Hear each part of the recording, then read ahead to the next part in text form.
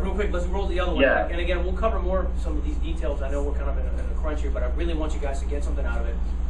So we see the difference with our joint venture versus the private placement memorandum. The next question real quick, and we'll kind of blow through it as fast as we can here, but I want you guys to really get this information. I think it's really valuable. Patrick, when marketing your business, because obviously we're marketing real estate investing and different programs, but there's a way of going about it so that you don't violate the Reg D laws that you were just referring to. So what are some ideas of what, in essence, what they can do legally and what they shouldn't be doing? So,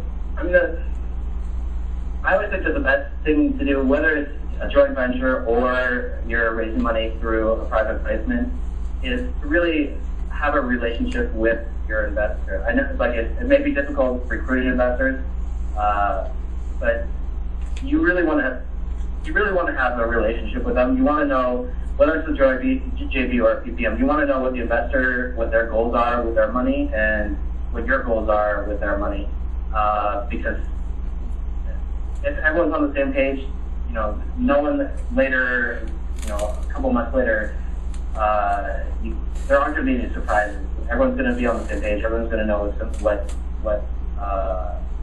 what we expected to happen, what we hope to happen, and no, they're not going to come back and say, "Oh, well, you didn't tell me that this was your plan," or like I wanted to, I was expecting a 20% return, and you only gave me a 10% return, but whatever. So to fix it, that's one of the big things is always have really try to have a pre-existing relationship with your investor. Know them, do your due diligence on them. When you're marketing your stuff, your real estate company, it's good to focus on past projects you've done. One of the big things about private placement is that you can't have what's called general solicitation, which means you can't advertise, and it doesn't necessarily make sense when you first hear it that you can't advertise, because how are you going to get investors if you can't advertise that you're looking for investors?